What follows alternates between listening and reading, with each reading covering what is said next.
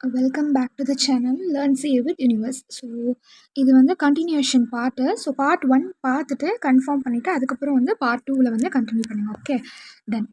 So இப்போ நம்ம part 2வாக என்ன பார்க்க போகிறோம் அப்படின்னா ஷெட்யூல் 3லேருந்து. ஓகே, ஸோ ஸ்டில் நம்ம பார்த்துருக்கோம். நம்ம செக்ஷன் 3 வந்து என்னென்னா ஃபாரின் எக்ஸ்சேஞ்சில் டீல் பண்ணுறாங்க. ஸோ டீல் ஆகிற அந்த மாதிரியான மேட்டர்ஸ்லாம் வந்து பார்த்தோம். ஓகே, ஸோ யாரெல்லாம் பண்ணக்கூடாது அப்படிங்கிறது, இப்போ பண்ணாலும் என்னென்ன ரெக்குயர்மெண்ட்ஸ் தேவை, ஆக்ட் இருக்கணும், ஆர்பிஐயோட பெர்மிஷன் இருக்கணும், அதெல்லாம் பார்த்தோம். ஸோ அதுக்கப்புறம் செக்ஷன் 4ல் என்னது, ஃபாரின் எக்ஸ்சேஞ்சில் என்னென்னலாம் ஹோல்ட் பண்ணக்கூடாது. ஸோ என்னென்னலாம் பண்ணக்கூடாது, ஃபாரின் எக்ஸ்சேஞ்சு, ஃபாரின் செக்யூரிட்டிஸ், இது எல்லாமே அக்வைரோ ஹோல்டோ எதுவுமே வந்து நம்ம பண்ணக்கூடாது. Okay done.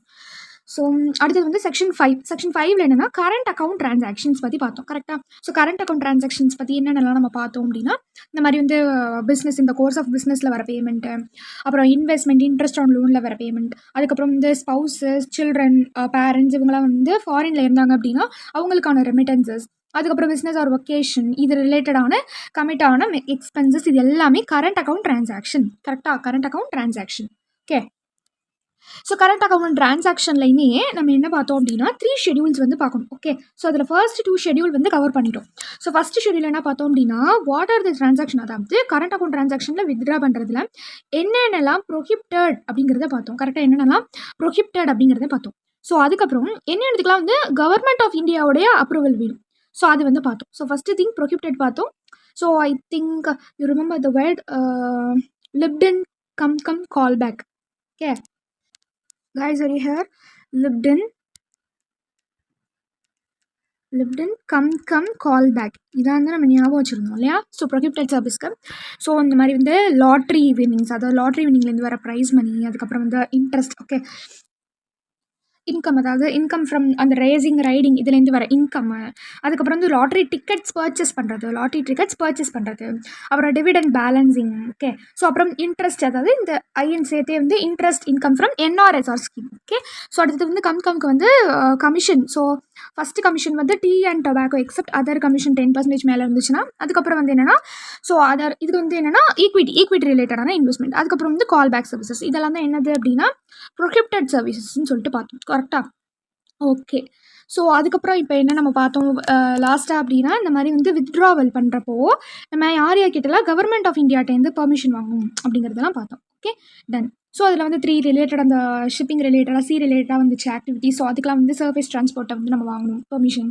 ஸோ கல்ச்சுரல் டூர்ஸ்க்கு ஹெச்ஆர் டிபார்ட்மெண்ட், ஸ்பான்சர்ஷிப்க்கு ஹெச்ஆர் டிபார்ட்மெண்ட், இந்த மாதிரிலாம் பார்த்தோம் இல்லையா? ஸோ அதெல்லாமே வந்து ஒன்ஸ் அகெயின் ரிவிஷன் பண்ணிவிட்டு அதுக்கப்புறம் இந்த வீடியோக்குள்ளே வாங்க.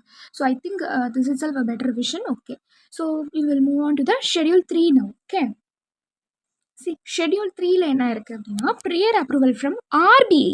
ஓகே, ஸோ RBI கிட்டேருந்து நம்ம என்ன மாதிரியான சுச்சுவேஷனில் நம்ம RBI கிட்டேருந்து prior approval வாங்கணும்.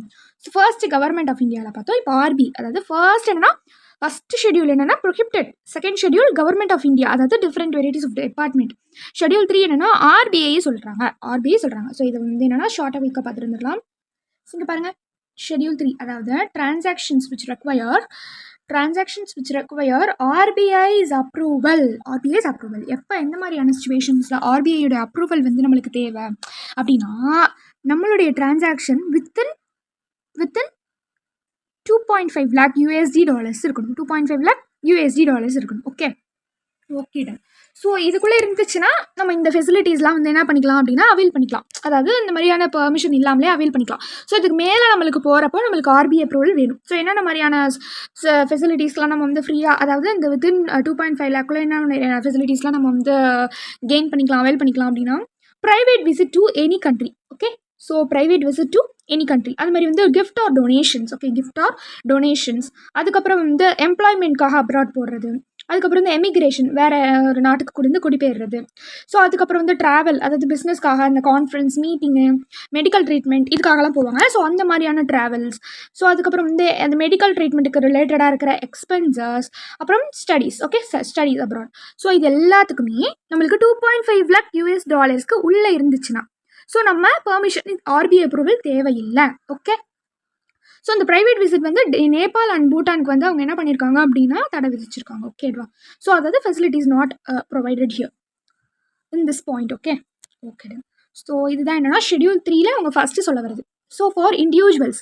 So what about other than individuals அப்படின்னா அதுதான் வந்து நெக்ஸ்ட் நம்ம பார்க்க போகிறோம், which is very very core. Okay, see guys, other than இண்டிவிஜுவல்ஸ்க்கு நம்மளுக்கு 4 கேட்டகரிஸாக நம்ம வந்து பிரிச்சுக்கலாம். ஓகே, ஸோ என்னென்ன ஃபெசிலிட்டிஸ் அதர் தேன் இண்டிவிஜுவல்ஸ்க்கு அவங்க கொடுக்குறாங்க. ஸோ ஃபர்ஸ்ட் வந்து டொனேஷன். ஸோ டொனேஷனுக்கு அப்புறமா வந்து கமிஷன். ஸோ அதுக்கப்புறம் கன்சல்டன்சி சர்வீசஸ். ஃபைனலாக என்னென்னா இன்வெஸ்ட்மெண்ட். ஓகே, ஸோ இன்வெஸ்ட்மெண்ட் என்னென்னா டொனேஷன்ஸ், கமிஷன், கன்சல்டன்சி சர்வீசஸ், அப்புறம் இன்வெஸ்ட்மெண்ட். ஸோ இந்த 4 ஃபெசிலிட்டிஸ் அதர் தேன் இண்டிவிஜுவலுக்கு. ஸோ இதில் ஃபர்ஸ்ட் தான் என்ன பார்க்க போகிறோம் அப்படின்னா, அதாவது டொனேஷன்ஸ் வந்து பார்க்க போகிறோம். ஓகே, ஸோ டொனேஷனில் என்ன சொல்கிறாங்க அப்படின்னா, ஸோ ஃபாரின் எக்ஸ்சேஞ்ச் ஏர்னிங்ஸ் இருக்கும் இல்லையா. ஸோ ஃபாரின் எக்ஸ்சேஞ்ச் ஏர்னிங்ஸ் இருக்கும்ல. ஸோ அதாவது ப்ரீவியஸ் இயர், அதாவது 3 ப்ரீவியஸ் இயருக்கு நம்ம பார்க்கணும். ஸோ அவங்க 5 இயர்ஸ் கொடுத்து நம்மளை வந்து கன்ஃபியூஸ் பண்ணுவாங்க. ஈவன் 6, 7 இந்த மாதிரி இயர்ஸ்லாம் கொடுத்து கன்ஃபியூஸ் பண்ணுவாங்க. நம்ம ப்ரிசீடிங் ப்ரீவியஸ் இயர் 3 இயர்ஸ் வந்து நம்ம எடுத்துக்கணும். ஓகே, ஸோ அந்த 3 இயர்ஸோட ஃபாரின் எக்ஸ்சேஞ்சை நம்ம டோட்டல் பண்ணி அதில் 1% வந்து கண்டுபிடிக்கணும். ஸோ கண்டுபிடிச்சு எதோட கம்பேர் பண்ணணும்னா, see this 50 lakh. Okay, this 50 lakh US டாலரோட நம்ம கம்பேர் பண்ணணும். விச் எவர் இஸ் லெஸ்ஸோ, ஸோ அந்த அமௌண்ட்டை நம்ம இங்கே டொனேஷனாக ரெக்கக்னைஸ் பண்ணலாம். ஓகேவா, ton.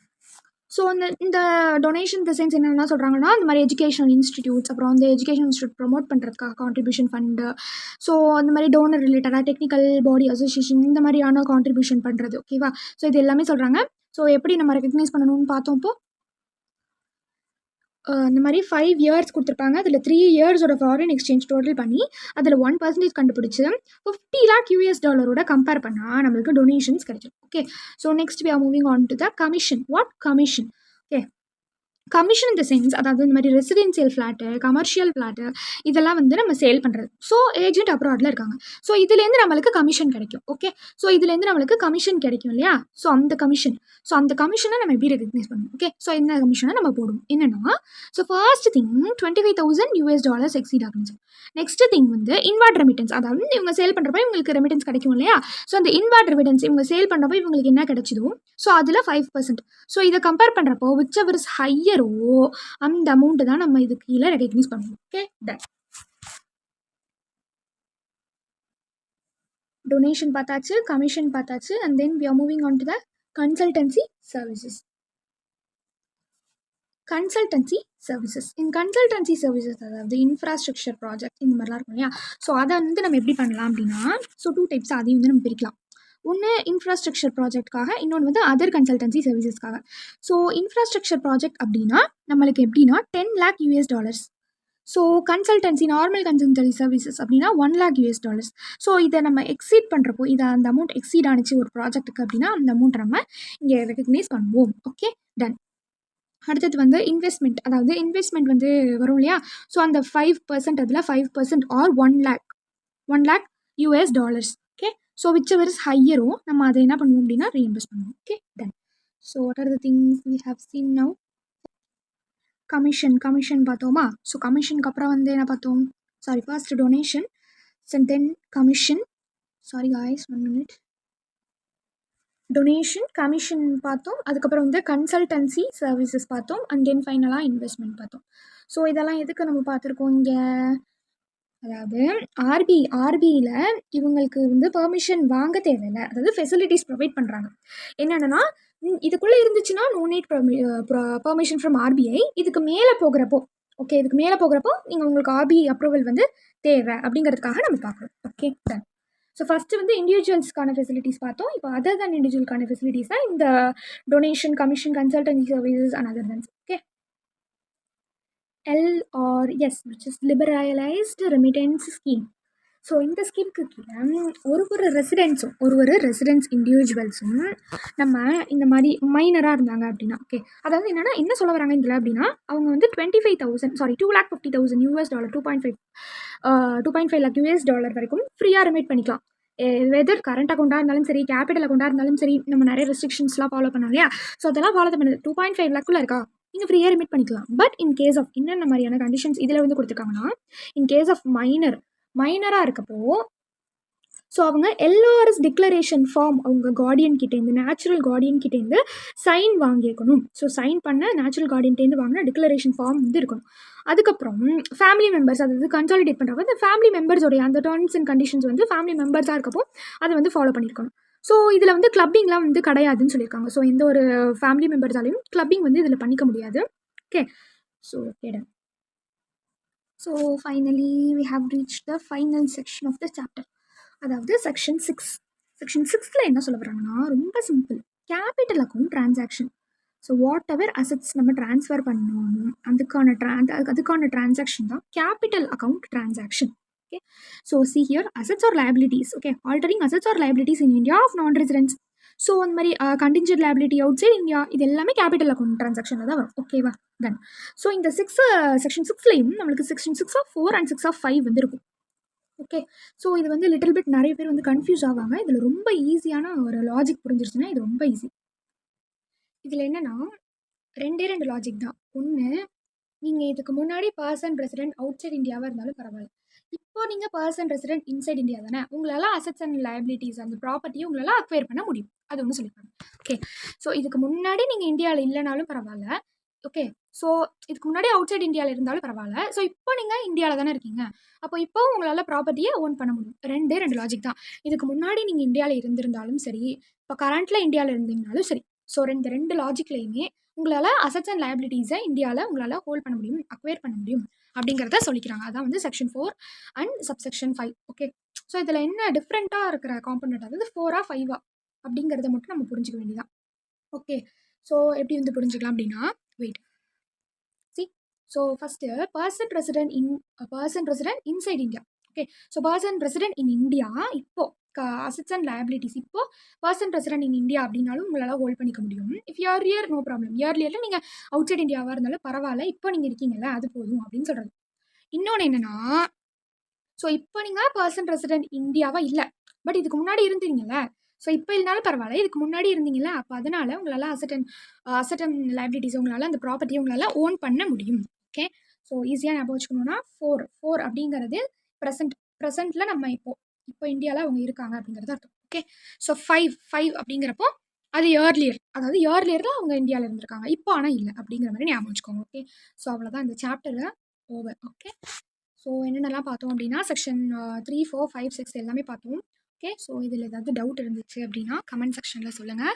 Okay, until then this is Shweta signing off. Thank